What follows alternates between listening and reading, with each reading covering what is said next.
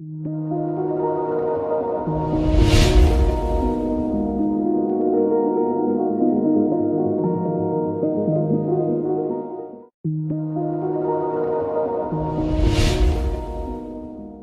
up everyone? Welcome back to the channel। और आज हम कंटिन्यू करने वाले हैं अपने डायरेक्टिंग के लास्ट एलिमेंट के साथ, जिसका नाम है कम्युनिकेशन।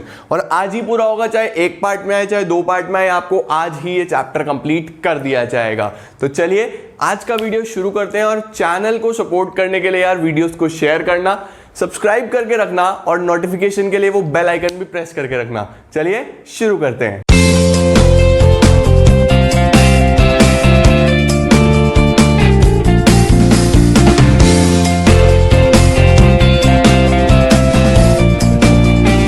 लास्ट एलिमेंट होता है हमारे पास कम्युनिकेशन। कम्युनिकेशन आप सब समझते हो, मैं आपको कुछ बात बता रहा हूं, आप मुझे कुछ बात बता रहे हो, हम आपस में बात कर रहे हैं। This is simply known as communication. Communication को अगर अच्छे से डिफाइन करा जाए तो क्या कह सकते हैं? It can be defined as exchange. Exchange मतलब इधर उधर चेंज करना, बदलना। एक्सचेंज ऑफ आइडियाज, हमारे आइडियाज, व्यूज, ओपिनियंस, यानी कि मैसेज, कुछ अगर मैसेज है, या फिर इंफॉर्मेशन बिटवीन टू और मोर पर्सन। ये चीज ध्यान रखो कि कम्युनिकेशन हमेशा दो या दो से ज्यादा लोगों के बीच में होता है। मैं अकेला अगर आपस में बात करूंगा तो आप लोग कहोगे कि यार ये तो पागल इंसान है, खुद से ही बात करता है। तो कम्युनिकेशन हमेशा दो या दो से ज्यादा लोगों के बीच में होगा बाय डिफरेंट मीन्स। अलग अलग तरीके से हो सकता है। अब अलग अलग तरीके कैसे हैं? The most common means are spoken words, हम बोल के आपस में बात कर सकते हैं। दूसरा रिटन वर्ड्स, लिख के कर सकते हैं। होता था ना क्लासरूम में, हो सकता है आप लोग अभी भी करते हो। मुझे कमेंट में बताना कि टीचर पढ़ा रहा है आपको और आप छोटे छोटे स्लिप्स पे लिख रहे हो, लिख के दूसरे बच्चे को पास कर रहे हो, फिर वो लिख के आपको पास कर रहा है। वो गेम चलती रहती थी। तो रिटन वर्ड से भी हो सकता है। डायग्राम्स, पिक्चर, ग्राफ्स, हम लोग ग्राफ्स के थ्रू, डायग्राम्स के थ्रू भी कम्युनिकेट करते हैं, देखते हैं सारी चीज़ों को। और लास्ट में जेस्टर्स। जेस्टर्स का मतलब होता है बॉडी लैंग्वेज। क्या आपको समझ में आ रहा है ना? इसका मतलब आ गया। समझ में आ रहा है ना? इसका मतलब नहीं आया। ये जेस्टर्स हैं, बॉडी लैंग्वेजेस हैं। तो स्पोकन वर्ड्स के साथ हो सकती है, रिटन वर्ड्स के साथ हो सकती है, डायग्राम्स के थ्रू हो सकती है और जेस्टर्स के थ्रू हो सकती है। इसके बाद आता है कम्युनिकेशन का प्रोसेस, कि what actually is communication process. क्या इसका कोई प्रोसेस भी है? तो अगर प्रोसेस कहो या एलिमेंट्स कहो, तो अगर प्रोसेस आएगा तो आपको ये इसी तरीके से फॉलो करना होगा। एलिमेंट्स में आप बोल सकते हो कि 1 2 3 4 5 6 7 एंड 8। एक और एलिमेंट होता है जिसको हम बोलते हैं नॉइस, NOISE। आई थिंक ये मार्कर की इंक खत्म है तो इसमें कम दिखाई दे रहा होगा आपको। ये हो गया नॉइस, ठीक है। तो अगर एलिमेंट्स आएंगे तो ये 8 एलिमेंट्स लिखने हैं, लेकिन अगर प्रोसेस आएगा तो प्रोसेस में नॉइस मत लिखना। ये टोटल 7 प्रोसेस के ही स्टेप्स हैं। सबसे पहला स्टेप कौन है, या सबसे पहला प्रोसेस शुरू किसके साथ होता है? सेंडर। सेंडर कौन होता है? मैसेज भेजने वाला। सबसे पहला सेंडर होता है जो कि आपको मैसेज भेज रहा है। लाइकवाइज कि मैं आपको पढ़ा रहा हूं तो आई एम द सेंडर, मेरी तरफ से आपके पास कम्युनिकेशन जा रहा है। उसके बाद मैसेज। मैसेज क्या है? एक्चुअल में वो डेटा जो मेरे माइंड में है, जो मुझे आप तक कन्वे करना है, that is actually my message. तो सेंडर के बाद दूसरा एलिमेंट क्या है? मैसेज। मैसेज के बाद अब मैं उस मैसेज को एनकोड करता हूं। एनकोड करने का मतलब क्या है? देखो, मैसेज मेरे माइंड में है। Suppose we all are Indians, हम लोग इंडियंस हैं और हम कहीं बाहर घूमने के लिए गए हैं, लाइकवाइज ऑस्ट्रेलिया गए हैं या ऐसी जगह गए हैं जहाँ पे मतलब इस सिचुएशन में कि कोरोना नहीं है, तो ऐसी जगह पे गए हैं। अब वहाँ सपोज इंग्लिश चलता है, तो हम लोगों के मन में अगर कोई मैसेज है तो हमें उसको उस लैंग्वेज में कन्वर्ट करना होगा कि वहाँ के लोगों को समझ में आ जाए। तो मैं उसको इंग्लिश में कन्वर्ट करूँगा। इसको बेसिकली क्या बोलूँगा? एनकोडिंग। बात समझे? तो अपने मैसेज को कन्वर्ट करना उस वे में कि सामने वाले को समझ में आए, उसको बोला जाता है एनकोडिंग। एनकोड करने के बाद मैं देखूंगा कि मुझे किस मीडिया से आपको मैसेज भेजना है। मुझे आपको मेल करना है, मुझे आपको कॉल करनी है, मुझे आपको मैसेज करना है। तो मीडिया का एक बहुत इंपॉर्टेंट रोल है, जाएगा तो मीडिया के थ्रू ही। तो सेंडर के बाद मैसेज, फिर एनकोडिंग, फिर मीडिया। मीडिया से किसके पास पहुंचता है मैसेज? रिसीवर के पास। अब रिसीवर के पास मैसेज पहुंच गया तो रिसीवर उसको समझने की कोशिश करता है। आपने जो भी मैसेज भेजा है, सपोज हम लोग की इंग्लिश थोड़ी वीक है तो हमने बस ऐसी उल्टी सीधी इंग्लिश में बना के भेज दिया, तो वो समझने की कोशिश कर रहा है कि हमने क्या बोला है। तो उसको क्या बोलते हैं? डीकोडिंग। जब रिसीवर समझने की कोशिश करता है कि हम क्या बताना चाह रहे हैं, उसको हम क्या बोलते हैं? डीकोडिंग। एक बार वो समझ लेगा, समझने के बाद वो अपना रिप्लाई करेगा, तो रिप्लाई को हम लोग क्या बोलेंगे? फीडबैक। तो ये बेसिकली एक प्रोसेस होता है पूरा, जो आपको इसी लाइन में याद करना है। इसके स्टेप्स ऊपर नीचे नहीं हो सकते। सेंडर, देन मैसेज, फिर एनकोडिंग, मीडिया, रिसीवर, डिकोडिंग और फीडबैक। अब ये नॉइस क्या है? नॉइस बेसिकली क्या होता है? डिस्टर्बेंस।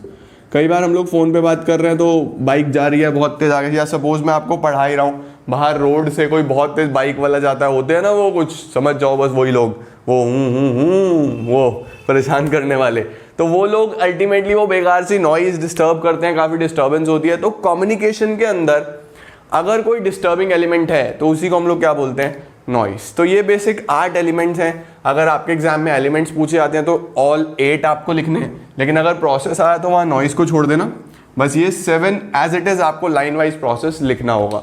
तो ये बेसिकली कम्युनिकेशन प्रोसेस था। कम्युनिकेशन की डेफिनेशन हमने पढ़ी, जल्दी से नोट डाउन कर लो अगर नोट डाउन करना है तो, नहीं तो बुक में मार्क करके चलना। हम लोग आगे बढ़ते हैं अपने नेक्स्ट टॉपिक की तरफ। तो गाइस नेक्स्ट टॉपिक आता है हमारे पास फॉर्म्स ऑफ ऑर्गेनाइजेशनल कम्युनिकेशन, की कम्युनिकेशन कितने तरीके की हो सकती है। तो देखो ऑर्गेनाइजेशन में जो कम्युनिकेशन है वो बेसिक 2 तरीके की हो सकती है। सबसे पहला फॉर्मल कम्युनिकेशन, और दूसरा होता है इनफॉर्मल कम्युनिकेशन। इनफॉर्मल कम्युनिकेशन क्या है और फॉर्मल क्या है, पहले ये समझते हैं, फिर हम इनके फॉर्म्स को समझेंगे। सबसे पहले फॉर्मल कम्युनिकेशन अगर मैं कहूँ आपको तो ये ऑफिशियल कम्युनिकेशन होता है।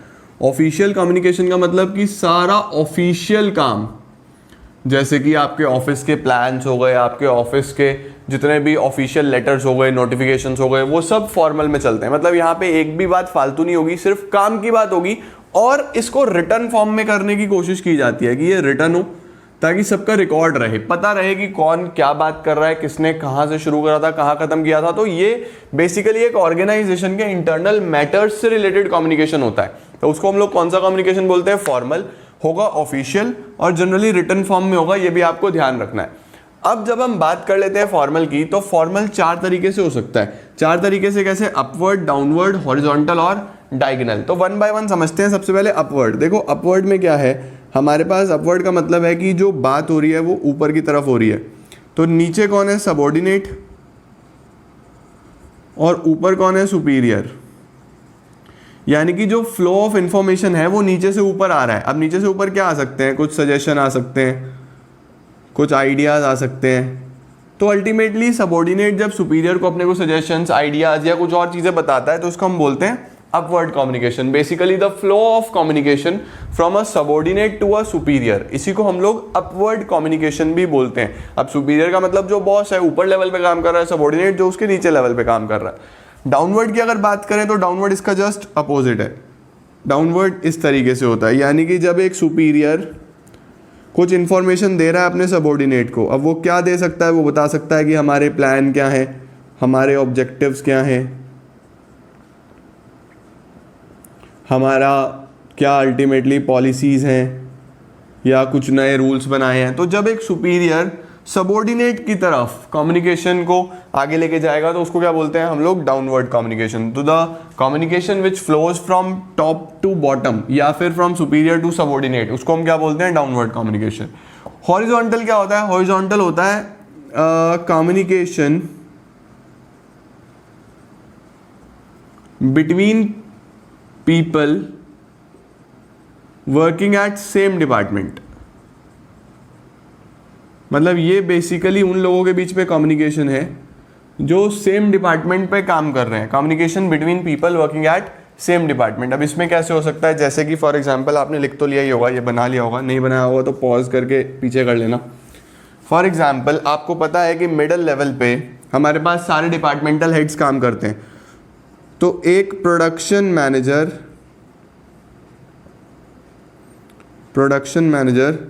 सेल्स मैनेजर से बात कर रहा है। अब देखो दोनों का जो लेवल है वो दोनों ही मिडिल लेवल पे काम करते हैं, दोनों ये सेम लेवल पे काम करते हैं, इनकी अथॉरिटी भी सेम है, ये भी मैनेजर है ये भी मैनेजर है, यानी इन दोनों में कोई भी सुपीरियर और सबऑर्डिनेट नहीं है, दोनों ही अपने अपने डिपार्टमेंट्स के बॉस हैं। तो दोनों आपस में कम्युनिकेट करेंगे तो उसको क्या बोलेंगे हम? हॉरिजॉन्टल कम्युनिकेशन, यानी कि the communication between people working at same departments with same level of authority, उसको हम लोग कौन सी कम्युनिकेशन बोलते हैं? हॉरिजॉन्टल।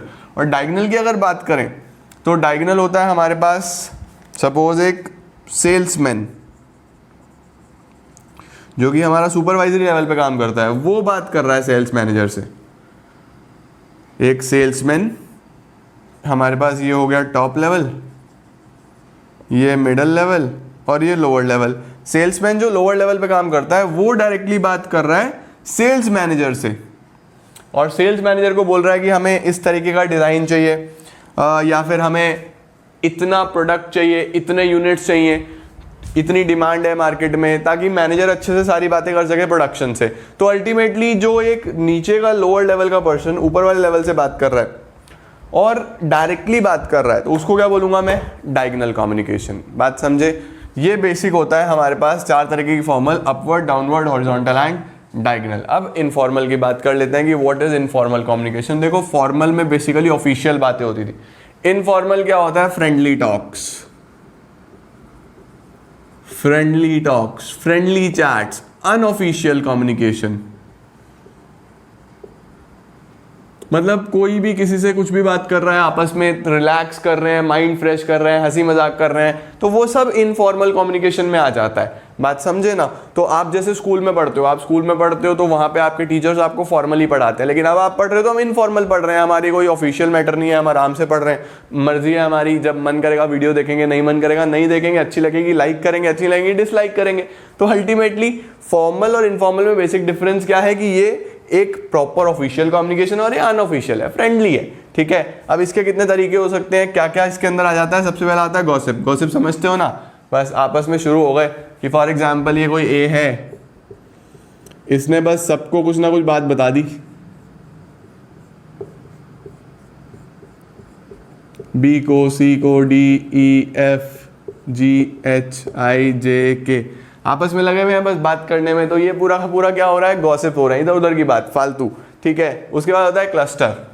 क्लस्टर में क्या होता है? देखो क्लस्टर में होता है ना कि हम लोगों ने सपोज कि ए ने अपने क्लोज फ्रेंड्स को, सिर्फ 3 क्लोज फ्रेंड्स को, बी को, सी को और डी को कुछ बात बताई कि भाई अपने तक रखना ये बात, ठीक है। अब डी जो है, डी के भी कुछ 3 क्लोज फ्रेंड्स थे, तो डी ने अपने 3 क्लोज फ्रेंड्स को बता दिया, पी को, क्यू को और आर को, कि तुम लोग बस ये अपने तक रखना। अब पी के भी 3 क्लोज फ्रेंड्स हैं, एक्स, वाई, जेड। तो जब कुछ लोगों तक, लिमिटेड लोगों तक ये बातचीत चल रही है, तो उसको हम लोग क्या बोलते हैं? क्लस्टर। समझे? कि कुछ सेलेक्टिव को एक ने बताया कि यार अपने तक रखना, आगे मत बताना, उसने अपने सेलेक्टिव लोगों को बता दिया, तो ये चलता चला जाता है, तो उसको हम बोलते हैं क्लस्टर। नेक्स्ट आता है सिंगल स्ट्रैंड।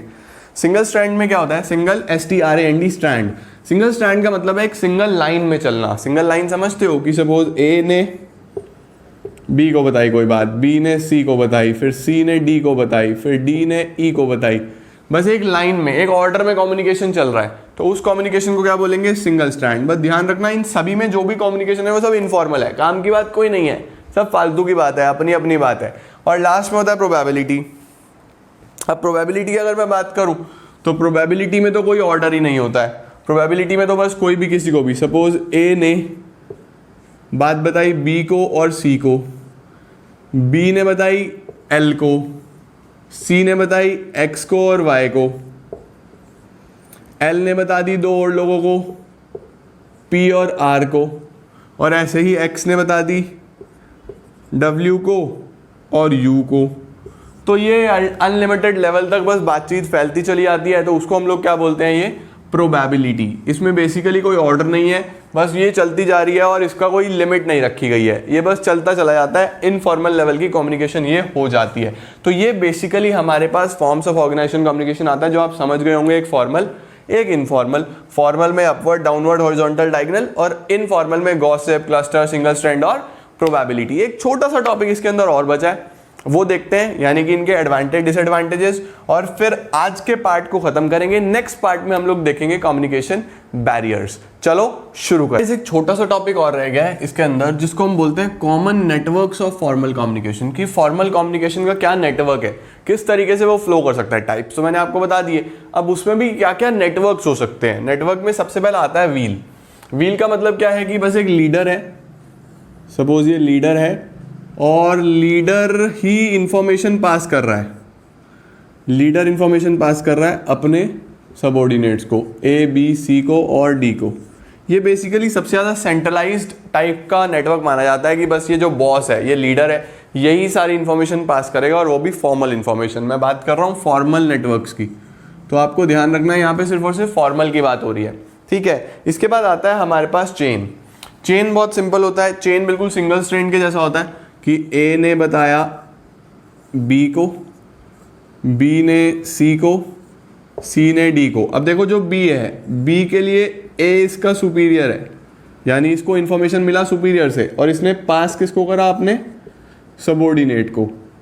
ऐसे ही सी के लिए बी इसका सुपीरियर है, बी इसका बॉस है, और इसने पास किसको करा, आपने सबऑर्डिनेट को। तो यहाँ पे जो बातचीत होती है वो सुपीरियर और सबऑर्डिनेट दोनों के बीच में चलती रहती है, ठीक है जी। इसके बाद आता है सर्कल। अब जब बात करते हैं हम लोग सर्कल की, तो सर्कल में क्या होता है ना कि एक इंसान दो लोगों से बात करता है, A B C D E, ये हमारा सर्कल पैटर्न होता है। सर्कल देखो,